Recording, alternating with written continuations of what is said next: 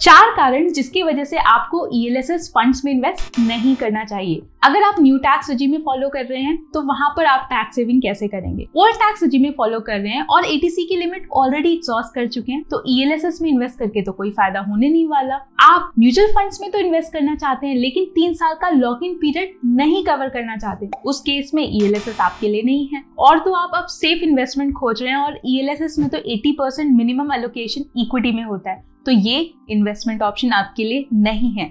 लेकिन 5 कारण जिस वजह से आपको ELSS फंड्स में इन्वेस्ट करना चाहिए। अगर आप टैक्स सेविंग भी करना चाहते हैं और हाई रिटर्न्स भी कमाना चाहते हैं तो ELSS फंड आपके लिए है। अगर आप ओल्ड टैक्स रेजिम में फॉलो कर रहे हैं और ATC के अंडर में डिडक्शंस क्लेम करना चाहते हैं तो ये फंड आपके लिए है। आप टैक्स सेविंग के लिए एक ऐसी जगह पे पैसा डालना चाहते हैं जहां पर मिनिमम लॉक इन पीरियड है और ELSS funds tax saving category में एकमात्र एक ऐसा इन्वेस्टमेंट ऑप्शन है जहां पर मिनिमम लॉक इन पीरियड होता है जो कि है 3 साल का। आप डिसिप्लिन से स्ट्रगल करते हैं और म्यूचुअल फंड्स में जब पैसे डालते हैं तो तुरंत निकाल भी लेते हैं तो यहाँ पर आपके अंडर में फोर्स डिसिप्लिन आएगा क्योंकि जितना भी पैसा डालेंगे उसको 3 साल के लिए तो यहाँ पर छोड़ना ही पड़ेगा। और आप रिस्क ज्यादा लेना चाहते हैं, आप अपने इन्वेस्टमेंट पोर्टफोलियो में इक्विटी एलोकेशन हायर साइड पे रखना चाहते हैं। अगर ऐसा है तो आप ELSS में इन्वेस्ट करने के बारे में सोच सकते हैं। नमस्कार, मैं हूं प्रिया, स्वागत है आपका इन्वेस्टिंग डन राइट में। मैं हर वीक पर्सनल फाइनेंस पे वीडियोस बनाती हूं तो अगर आप चैनल को सब्सक्राइब करते हैं तो आपको नए वीडियोस की नोटिफिकेशन आती रहेगी। इस वीडियो में हम पता लगाने वाले हैं कि ऐसे कौन से 5 बेस्ट ELSS फंड्स हैं जहां पर इन्वेस्टमेंट करने के बारे में आप सोच सकते हैं। ये पता लगाने के लिए मैंने ऐसे 8 फैक्टर्स निकाले हैं जिसकी बेसिस पे जितने भी ELSS म्यूचुअल फंड्स अवेलेबल हैं उनको हम शॉर्टलिस्ट करेंगे और उसमें से 5 बेस्ट ELSS फंड्स निकालेंगे। और इन 8 पैरामीटर्स को मैंने एक फ्रेमवर्क का नाम दिया है। हंसिएगा मत, अगर आपको याद होगा कि हम जब कॉलेज में एग्जाम से पहले पढ़ाई करते तो हम उसको कुछ फ्रेमवर्क दे देते थे ताकि हमें तुरंत वो एग्जाम के टाइम में आसानी से याद आ जाए। तो मैंने भी इसको एक फ्रेमवर्क दिया है जिसका नाम है आइडियाज SAP। और इसका मतलब क्या होता है? I का मतलब है इंडेक्स। जो भी फंड हम चूज करेंगे उसने अपने बेंचमार्क इंडेक्स को आउट परफॉर्म किया हो तभी वो हमारी कैटेगरी में आएगा। दूसरा है डेटा, D मीन्स डेटा। यहाँ पर minimum lock in period 3 years का होता है तो हम ऐसे फंड्स चूज करेंगे जिनके केस में मैक्सिमम डेटा अवेलेबल है। Past performance is not the guarantee of future performance, लेकिन जितना डेटा अवेलेबल होता है उससे एटलीस्ट हम एक अंदाजा लगा सकते हैं कि ये फंड फ्यूचर में कैसा परफॉर्म करेगा। Third is expense ratio.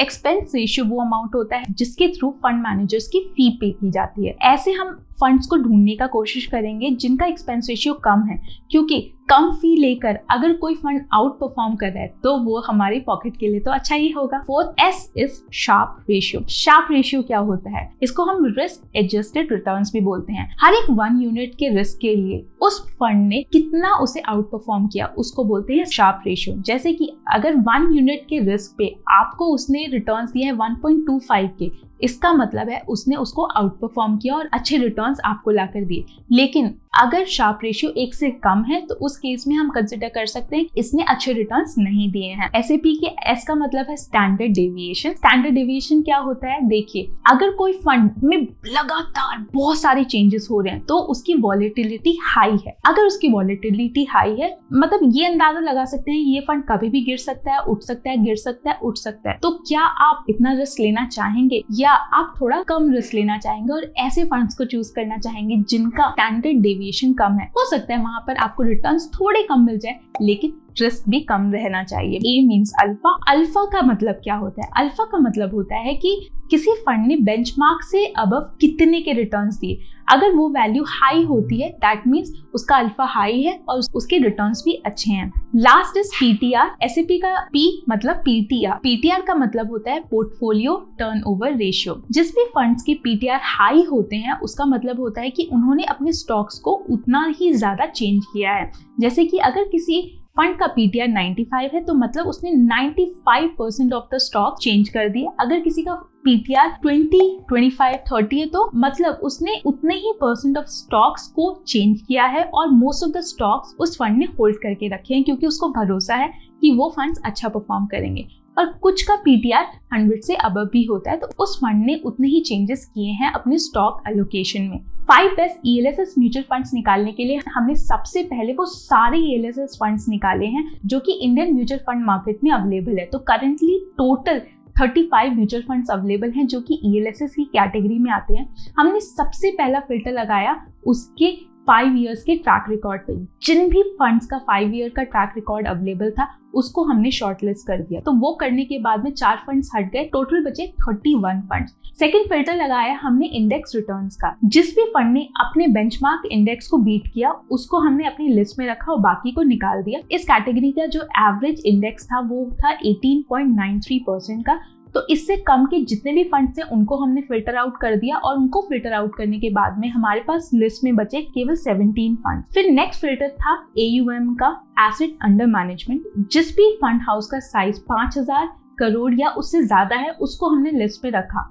अगर AUM हाई होता है तो हम एटलीस्ट इतना भरोसा रख सकते हैं कि ये फंड अपने आप को सस्टेन कर पाएगा इन लॉन्गर ड्यूरेशन। तो वो फिल्टर लगाने के बाद हमारे पास बचे केवल 9 फंड। इसके बाद हमने एक्सपेंस रेशियो चेक किया। अगर किसी फंड का कम एक्सपेंस रेशियो है, वो अच्छा परफॉर्म कर रहा है, तो it is considered to be good. जिस भी फंड का एक्सपेंस रेशियो 1 या 1 से ज्यादा था उनको हमने अपनी लिस्ट से फिल्टर आउट कर दिया और 1 से कम वाले फंड्स को हमने अपनी लिस्ट में रखा। वो फिल्टर लगाने के बाद में हमारे पास बच जाते हैं केवल 7 फंड। अब हम नेक्स्ट फिल्टर पे जाएंगे जो कि है शार्प रेशियो। शार्प रेशियो जिस भी फंड का 1 या उससे कम था वो हमने रिमूव कर दिया। तो यहाँ पर 2 फंड्स हैं, Canara Robeco and Kotak ELSS fund. इनका शार्प रेशियो 1 या 1 से कम है तो हमने इसको भी फिल्टर आउट कर दिया। तो हमारे पास शार्प रेशियो का फिल्टर लगाने के बाद बचे हैं 5 फंड। अब इन 5 फंड्स का हमने देखा कि शार्प रेशियो क्या है, स्टैंडर्ड डेविएशन क्या है, अल्फा क्या है। अब देखिए यहाँ पे Quant ELSS tax saver fund का शार्प रेशियो है 16.85।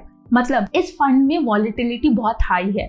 तो इसने रिटर्न्स तो अच्छे दिए हैं, इसके रिटर्न्स है 34.71% के, जो कि काफी हाई है, लेकिन उसने रिस्क भी उतना ही लिया। तो ये हाई रिस्क वाली कैटेगरी में चला जाएगा। अब जैसे कि अगर आप मीरा एसेट फंड को देखें तो उसका अल्फा 0.81 है। इसका मतलब है कि अल्फा 1 से कम है, लेकिन इसने बेंचमार्क रिटर्न्स को बीट किया है और इसका एक्सपेंस रेशियो भी कम है, शार्प रेशियो भी अच्छा है, लेकिन अल्फा कम है। तो हम इसको नेग्लेक्ट नहीं कर सकते हैं, इस फंड को, इसको एक डिफरेंट कैटेगरी में डाल सकते हैं। तो इस तरीके से हमने एक 2x2 का मैट्रिक्स बनाया और उन 5 फंड्स को उस मैट्रिक्स में डाला। तो आप जिस भी मैट्रिक्स में लाई करते हैं आप उस फंड को पिक कर सकते हैं। जैसे कि अगर आप लो रिस्क लेना चाहते हैं और मॉडरेट रिटर्न्स कमाना चाहते हैं तो उस केस में Mirae asset ELSS tax saver fund के बारे में आप सोच सकते हैं।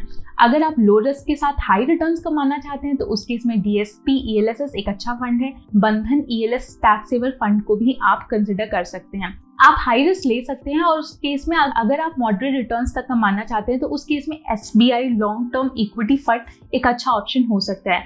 अगर आप हाई रिस्क और हाई रिटर्न दोनों ही चाहते हैं तो उस केस में आप Quant ELSS tax saver fund के बारे में सोच सकते हैं। अगर आपको याद हो तो इसकी वॉलेटिलिटी बहुत हाई थी, लेकिन इसने अपनी कैटेगरी में जो रिटर्न्स है वो भी काफ़ी अच्छे दिए।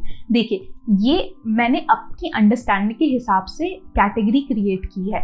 अगर आप जब भी इन्वेस्टमेंट करने के लिए जाएं, कोई भी म्यूचुअल फंड पिक करें तो उसके लिए होमवर्क करें अपने हिसाब से, ताकि अगर कभी भी आपको लॉसेस हो तो ये ना लगे कि प्रिया ने बोला था उस फंड में इन्वेस्ट करने के लिए और आपने उसमें इन्वेस्ट कर दिया। आप अपना होमवर्क स्वयं करें और फिर डिसाइड करेंगे कि आपको किस फंड में इन्वेस्ट करना है। बाय द वे, आप म्यूचुअल फंड कैसे सेलेक्ट कर सकते हैं उस पे एक होमवर्क वीडियो मैंने भी बना रखा है, आप चाहें तो उसको चेकआउट कर सकते हैं और ये देख सकते हैं कि आप म्यूचुअल फंड्स को कैसे सेलेक्ट करें। आशा करती हूँ ये वीडियो हेल्पफुल रहा होगा। अगर आपके कोई भी सुझाव हो तो वो आप कमेंट बॉक्स में डालकर मुझे बता सकते हैं। मैं मिलती हूँ आपको अपने नेक्स्ट वीडियो में। प्रिया दास साइनिंग ऑफ। अगर आपने मेरे चैनल को सब्सक्राइब नहीं किया है तो प्लीज सब्सक्राइब कर ले, क्योंकि मैं पर्सनल फाइनेंस पे एवरी वीक 2 वीडियोस बनाती हूँ। अगर आप सब्सक्राइब करेंगे तो आपको मेरे नए वीडियोस की लेटेस्ट नोटिफिकेशन आती रहेगी।